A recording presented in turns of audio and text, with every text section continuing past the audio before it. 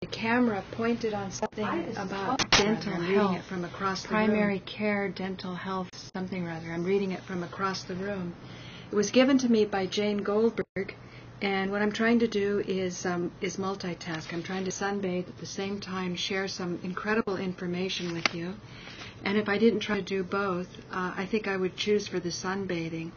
So at least this is getting up. This book costs $200, and Jane wants it back. So I was glancing through it, and she gave it to me because I cracked a tooth. And after I cracked the tooth and all the enamel was gone, what was left was very sensitive. I'd always remembered hearing somewhere that teeth can grow back. And most people think you're crazy if you believe things like that, but since I'm often, going against the system, every now and then the system blesses me with someone like a Jane Goldberg who can lay a book on me like this. And these are a group of dentists who are trying to that perhaps if they're retired now, that while they were dentists, there was a lot of financial motivation to get into all the repair paradigm instead of looking at why teeth decay. So see what you think about this and see if you're as excited as I am. My cat's going to knock over the camera. You can't see this because the switcher's somewhere else. But anyway, earlier in this book, we briefly looked at the mechanics of odontosis. Let's recap now the 3 stages of this disease's progress. Cariosis is the initial stage of odontosis. It derives its name from the word caries, which your dentist understands as his word for cavities. The cavity or carious lesion is the major symptom of cariosis. While the cavity itself is not the disease, it is an effect that we instantly recognize, and so this stage of disease is named for its significant symptom. The next stage is gingiviosis. Again, this disease is named for its most prominent effect or symptom, an osis of the gingivae, a disorder or infection of the gums. The final stage of odontosis is periodontosis. This arch criminal is also known as periodontal disease or pyorrhea. These 3 stages may overlap, they often do, and they may not occur in sequence in every case. In the majority of cases, however, they will occur in this order, one blending into the other. In early years, we will get cavities, meaning that we are suffering, he has in parentheses, get cavities, meaning that we are suffering from cariosis. The next problem will be sore, tender, and easily bleeding gums, a sure sign that we've graduated to gingiviosis. And finally, the infection, loose teeth, and general depreciation of fitness and health tells us we are now in stage 3, periodontosis. The entire spectrum of odontosis begins in an unseen invasion of bacteria. At birth, we are free from the germs of odontosis, but we never seem to remain exempt for long. Quite often, babies are inoculated with the germs, which will ultimately destroy their teeth by their own mothers. No loving mother would do anything to harm her own baby. So to make sure the food she is about to feed the infant is at the right temperature, consistency, and taste, she samples it. If it seems okay to mother, the remaining food on the spoon is promptly inserted into baby's mouth, along with the first invasion of germs. This same mother wouldn't dream of sampling baby's food if she were suffering from a disease she understands, such as the common cold or any of the infectious diseases we are all familiar with. She knows better than to transfer disease germs to a helpless infant. But before now, whoever told Mama that she could transmit bad teeth germs? Isn't it amazing when you stop to think about it? That everyone simply accepts as a fact that bad teeth, quote, just happen, that there is no cause for this disease. Before you read this far in this book, would you have ever dreamed of connecting the adult's bad teeth with future dental disease in an infant that today doesn't even have any teeth? This, of course, is just one of the ways in which the germs enter the mouth to set up their germ warfare. By the time the first teeth show through an infant's gums, there is already the beginnings of odontosis present. The person has Streptococcus mutans and Lactobacillus acidophilus germs in his mouth. Is this invariably and inevitably the case? For all practical purposes, yes, it is. The U.S. government publishes data that says perhaps 2% of the population appear to have a natural immunity to odontosis. Until Oramedics International, and that's the big book that you're looking at, the sort of binder. It's a 3-ring thing. Until Oramedics International began compiling and concentrating on late research, nobody ever had any idea of why there was a natural immunity. The secret of this immunity is still locked away in nature, but research into the activity of certain enzymes shows promise for the future. For today and the foreseeable future, we need only realize that 89 out of 100 people will have the Streptococcus mutans and Lactobacillus germs present in their oral ecology. If not before they actually have any teeth, then certainly not long afterwards. These germs have never been associated with any particularly dangerous activity in the human body other than their assault on oral health. Neither Streptococcus mutans or Lactobacillus are implicated in any other disease so far known to medical science. Lactobacillus, in fact, has been considered beneficial elsewhere in the gastrointestinal tract. Some health researchers believe it would be harmful to eliminate this microbe entirely from the system. In the mouth, however, lacto is public enemy number 2, following immediately behind Strept mutans as the bad bug of oral health. He's abbreviating, so will I. Lactobacillus is lacto and Streptococcus is strep. It would be ideal for our dental health if we could totally and forever eliminate these germs from the oral ecology, but that is impractical. We'd simply become re-inoculated as time went by, and it isn't really all that necessary. So, I like models that don't involve killing, but more involve being in balance. When these germs are in a free-floating state, when they are just present in the mouth in a disorganized fashion, there is no evidence that suggests they are harmful or dangerous. The incidence of these germs will be below certain levels if the person, quote, checks out in a saliva culture. The reduced number of these germs will indicate that they have not formed organized colonies. So there we are with that word colonies again, which is something that we were considering in a better paradigm to understand cancer. That cancer is a fungus, and it propagates in colonies, and that's why when one part of the colony is hurt, the other part gets the word and it retreats back to an area that's safe from something like baking soda, which is highly lethal, highly antifungicidal. But anyway, I'm deviating from the dental health here. I'm just noting the word colonies. It is when these guys begin settling down, raising families, and building Germ City, USA inside your mouth that the trouble begins. And it begins in a way that you can neither see nor feel.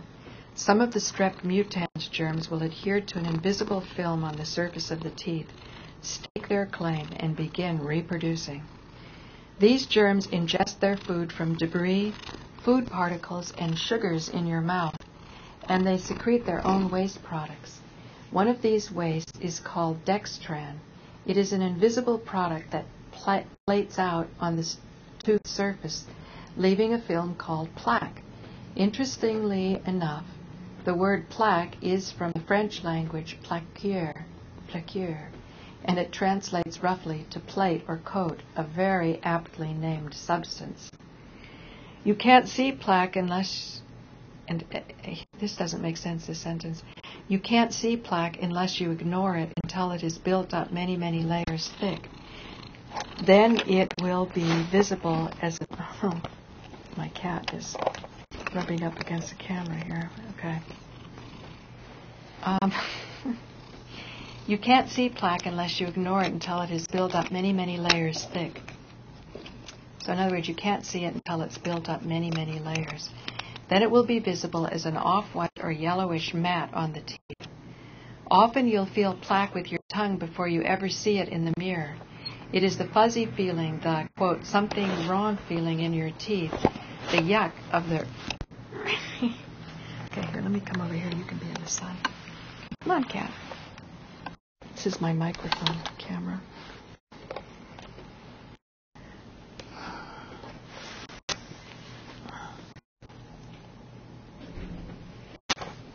Once you'll feel plaque with your tongue before you ever see it, often you'll feel it before you ever see it in the mirror. It's the fuzzy feeling, the something wrong feeling on your teeth, the yucky of the early morning trip to the bathroom. Another sure sign of the germ activity and plaque buildup is something our society has turned into a capital offense. You'll have, dun dun dun dun, bad breath. Okay. But there's a bigger concern than being socially acceptable for your breath here. This is... Oh, so you can hear my cat purring. It's so nice here in the sun.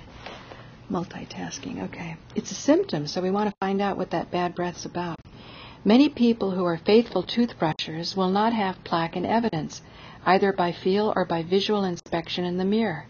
They will be able to pass the, quote, social exam of getting close to someone else without destroying the relationship. Such people may believe they've eliminated plaque, and they have in all the places where it is relatively harmless. Don't misunderstand. Plaque is never harmless, no matter where it is found in the mouth.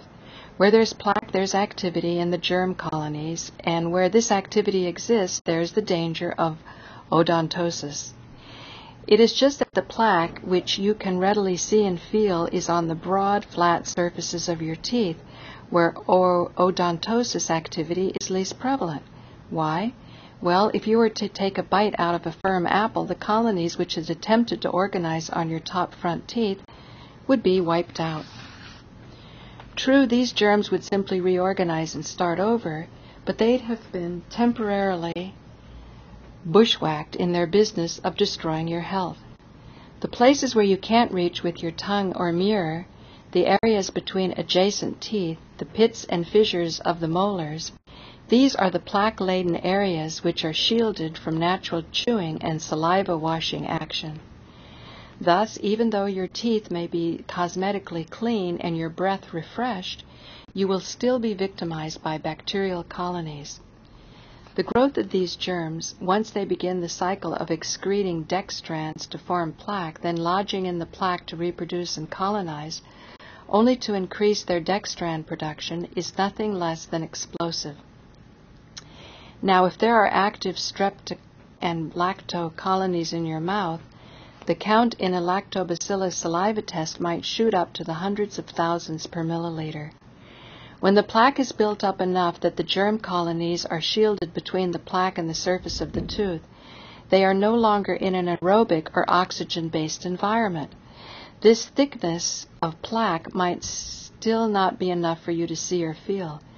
To a germ, thick is so small as to be negligible. When these germs are in this oxygen-free anaerobic environment, they secrete acids among their waste products. These, of course, are the chemicals that, dammed against the tooth enamel by the protecting layer of plaque, begin to eat away at the surface of the tooth. The acid decalcifies the enamel, creating a carious lesion. Remember caries or cavities? Penetrating deeper and deeper. Finally pierces the barrier protection of the enamel and reaches the dentin beneath. Now he's going to get to the exciting part. Remember now, this dentin has no natural protection from germs, nor is it designed to exist in contact with the environment, any more than the meat or bone of your arm is expected to survive without its protecting layer of skin. The dentin begins to decay. It is subject to infection. The speed with which the cavity the speed with which the cavity now, there's a typo here. The speed with which the cavity now progresses is considerably increased. If the disease process had been halted early in this stage, if the germ colony was disorganized and most of the germs destroyed, and the plaque film done away with, the natural capability of healthy saliva would have gone to work in restoring the surface enamel of the tooth. This is the great part. If the disease process is not halted, the cavity continues to bore its way deeper and deeper into the tooth, through the dentin and pulp and into the nerve chamber. And this process continues. Germs from the mouth are given an ever-increasing access to the rest of the body through the circulatory system. Many of us are well aware of one of the effects of nerve chamber infection, the disastrous swelling, pain, and poison we call an abscess. If that were the end of the horror story, it would be bad enough. Unfortunately, for adult oral health, the cavity is just the beginning of sorrows. There's more. And the more that's coming will ultimately destroy all of your teeth, but not before it has done immeasurable damage to your overall health. Not before it has cost you perhaps hundreds of dollars in dental and medical bills. I bet this book is 10 years old, so let's put thousands of dollars. We Americans need to be jolted hard out of our misbelief that cavities are the key dental health problem. It's partly the fault of massive TV advertising for tooth cleaning preparations. It's partly the fault of tradition, but it's mostly the fault of the dental profession. We Americans simply don't understand that cavities are the least of our problems with the mouth. Odontosis will continue to wreak havoc with our health, but it will be through attacks on the gum tissue and connective tissue that holds our teeth in place. As we grow out of our teens, we are less susceptible to cavities, but much more prone to have gingiviosis and periodontosis. Given the mental attitude, the frame of reference most of us are saddled with, we tend to view this lessening of cavities as evidence that our problems are, quote, going away. They are just beginning. Why doesn't the dental profession launch an all-out effort to educate the public about the realities of these secondary diseases? Why is it still apparently true that no doctor is going to tell you these things? We can only make assumptions based on observed attitudes within the profession and its societies. It seems that dentists and their societies suffer from inertia. They are just as bound up in tradition and hampered by an obsolete frame of reference as the people they should be educating. To put it bluntly and not too politely, they may not know any better. I think that's charitable in some cases. Another view is that the profession is allied and its allied industries, the people who manufacture false teeth and lotions and potions and preparations and amalgams and all the trappings and tinctures and machinery connected with repairing and replacing teeth. Just maybe these people don't want us to know how to prevent oral disease. If they do, they're out of business. Generally speaking, I don't believe in that. To get that paranoid about it, I think, what he's going to outline means that people have to be very attentive to their health all day long. And I don't think people want to do that, and that's why these industries exist. So they're a function of our own creation, too. That's just my aside.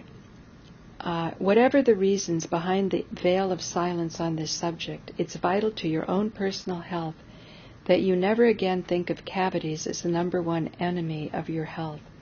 Obviously, we want to do away with cavities. Obviously, you owe it to your children to help them have disease-free, healthy, and pleasant teeth.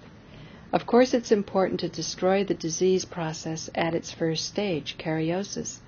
That's what Oramedics always tries to do. Remember, Oramedics is that binder that you're looking at, the big 3-ring binder that costs over $200, and Jane Goldberg wants it back. So I'm reading it and passing it on to you, my gentle and ever-growing healthier viewer. Okay, but the important thing to your adult health is to realize that the second and third stages of diseases are the ones you will suffer most from. Gingiviosis and ultimately periodontosis have their beginnings in the same plaque that is necessary for the germs to produce cavities. Plaque has long been implicated as the formation of deposits on and between the teeth near the gum line called tartar and orichalculus. These deposits are hard, resembling in both texture and color the mineral deposits often found inside old tea kettles. The tartar acts as a dam, impeding the normal flow of saliva, and it helps trap food particles, and it creates an excellent environment for germ colonization. Of course, as germs are attracted to and by this condition, the dextran production is increased. Therefore, the plaque buildup increases, thereby accelerating further deposits of tartar and calculus. And in the small area between the tooth and the gum, the place where the gum is not fastened to the tooth, the ecology becomes perfect for breeding germs. Now we are no longer talking about Streptococcus mutans and Lactobacillus alone. Now we have provided a warm, moist, food-filled haven where a long list of disease germs can set up shop and either form colonies or lie in wait for, quote, something to happen, which will give them access through the barrier tissue into the unprotected tissue and circulatory system of the body. The something happens fairly soon under these conditions. Because the surface of the deposits is very rough, it compares for our purposes with sandpaper. Just think what it can do to a barrier tissue only one cell thick. Remember earlier when we described the thickness of the gum tissue? If you could look at it end on, it would be too thin to see without a microscope. Now we are going to put that in contact with something very like sandpaper, and then we are going to apply up to 30,000 pounds per square inch pressure as we chew. Pressures which come from various angles, sometimes thrusting, sometimes grinding with a rotary motion. Isn't this stuff fascinating? My first public access show was called The Whole Tooth, and I had it for 2 years. I should dig out some of those old series for people who want to see me when I was younger. Okay, so let's go on to Chapter 5, Germ Warfare. There, we've abraded the tissue so much that the outer cell is penetrated. Total penetration. Germs rush to the spot, the walls are down, the gates are open. Congratulations, you have gingiviosis. If you are like so many of us, you'll learn to live with it. At least you don't seem to have so many toothaches as you did years ago when you had all those cavities, right? You can put up with the puffiness, the tenderness, the bleedings, when you now and then brush your teeth too hard.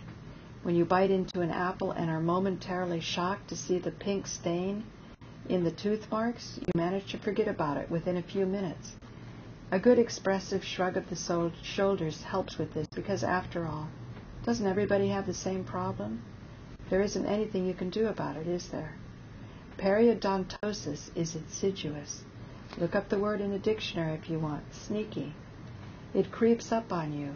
You're, quote, just about like you were yesterday, maybe a bit worse than a month ago or so. But who really remembers how, quote, bad off you were a month or so ago? Now and then you might feel a bulge partway down the outside of the gum. There may be a soreness that you didn't notice before. You might even think to yourself that there's a little pouch or pocket between your tooth and the gum. That's funny, odd. You never noticed that before, did you? You are right about one thing. There's a pocket there. Any dentist would tell you that, because that's what they call this phenomenon, periodontal pockets.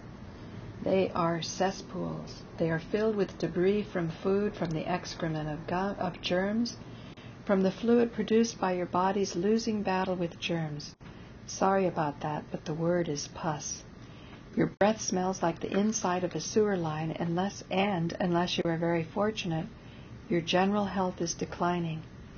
You quickly adapt by learning which foods, especially raw vegetables and others, which are tough or rough and very good for you, that you now have to avoid or pay the price of pain and bleeding. So in other words, you're avoiding rough foods that are actually good for you.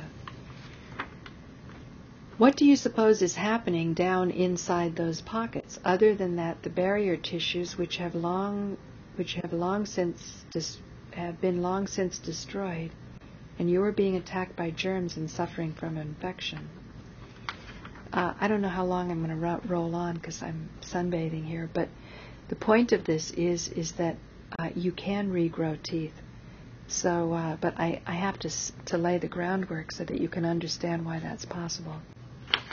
So that may be, show number 2.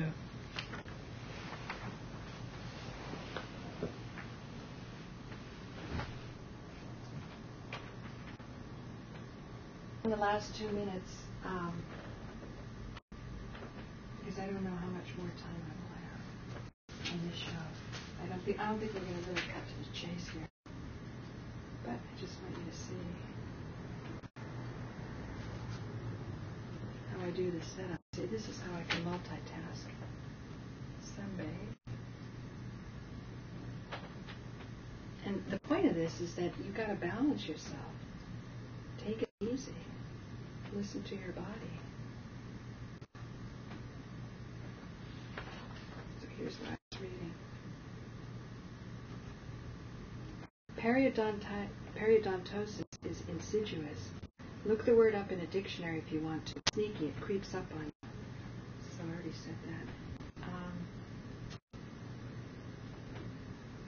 Do you remember the connective tissues we were talking about early? Those are the miniature marvels that hold the tooth in place, anchored like guy wires to the gums.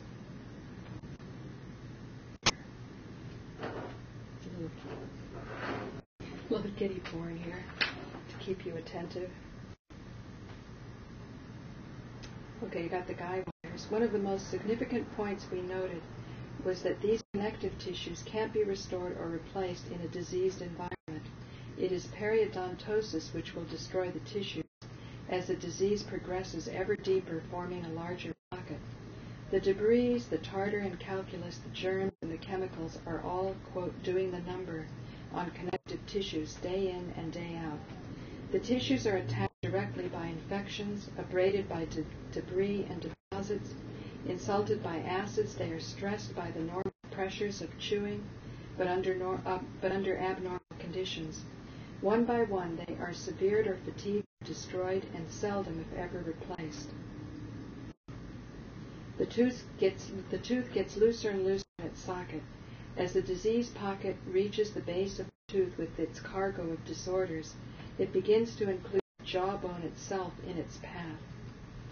From this, you could end up with bone infection, possibly requiring surgery. Even if that doesn't happen, however, you may rest assured that the prophecy that is today American common knowledge will finally come true. You'll lose all your teeth. But the corollary that goes along with that prophecy is seeing. Know what you know now. The prediction is that we are going to lose all our teeth anyway. The corollary is that there's nothing anyone can do about it. Quote. There is definitely something that can be done about it, and you can do it. This disease can be stopped in its tracks at any point in its progress. If that's done early enough, many of its damages can and will heal themselves. If it comes later, much of the damage can't heal, but it can usually be repaired. Only in its closing stages does some of the damage become medically or technically irreversible. There's no need to feel that it's too late now anyway, because when the disease process stops and the ongoing damage stops, sure, there may be some repair needed, but it isn't going to get any worse if you do away with the cause. For whatever reason, financial, time, emotional, whatever keeps you from having the damage repaired, you can wait knowing that the worst is behind you. This chapter has been a horror story, but even while you read the unvarnished truth about what causes odontosis, you were learning probably for the first time that this is a disease process with identifiable cause, predictable progress, and ultimate consequence. Almost every disease conquered by medical science has gone through this phase before it was overcome. First we fear the unknown, then we name it and understand it, and finally we learn how to cure it, or prevent it, or both. That's the way it is with odontosis.